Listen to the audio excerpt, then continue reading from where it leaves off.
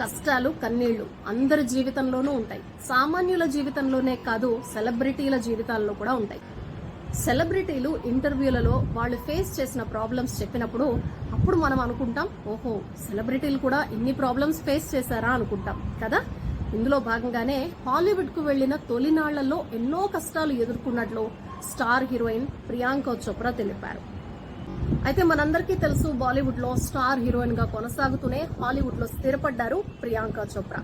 అక్కడికి వెళ్లిన తొలినాళ్లలో ఎన్నో అవమానాలు ఎదుర్కొన్నారట.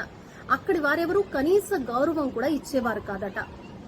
భారత్ లో ఉన్నప్పుడు హాలీవుడ్ ప్రముఖ మ్యాగజైన్ల కవర్ పై తన ఫోటో 6 సార్లు వచ్చిందని, విదేశాలకు వచ్చాక ఎవరూ కనీసం తనతో ఒక మీటింగ్ కూడా నిర్వహించలేదన్నారు. ప్రియాంక ఎన్నో ఎదురుదెబ్బలు, తిరస్కరణలు అనుభవించారట.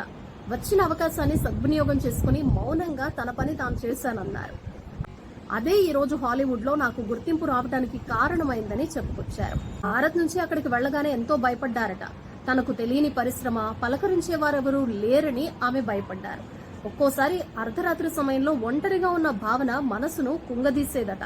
అయినా ధైర్యంగా ముందుకు సాగాను అని చెప్పుకొచ్చారు ప్రియాంక చోప్రా.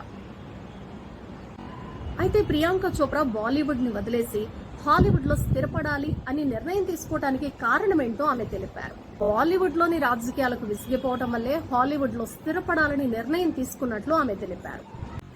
హిందీ చలనచిత్ర పరిశ్రమలో తనను ఒక మూలకు తోసేశారని, ఎవరూ తనకు అవకాశాలు ఇవ్వట్లేదన్నారు. పలువురితో విభేదాలు ఏర్పడ్డాయట. అక్కడ రాజకీయాలు ఉంటాయని మాటితో తాను విసిగిపోయినట్లు కూడా చెప్పుకొచ్చారు. అందుకే బాలీవుడ్ నుంచి బ్రేక్ తీసుకోవాలనిపించిందట. అలా అమెరికా వచ్చేసా అని చెప్పుకొచ్చారు. ఇటీవల తన భర్తతో కలిసి లవ్ అగైన్ తో అలరించిన ప్రియాంక హెడ్ ఆఫ్ స్టేట్ అనే యాక్షన్ కామెడీ చిత్రంలో నటిస్తున్నారు. అలాగే త్వరలో విడుదల కానున్న టైగర్ అనే డాక్యుమెంటరీలో అంబా అనే ఆడపులి పాత్రకు తన గొంతు అందిస్తున్నారు.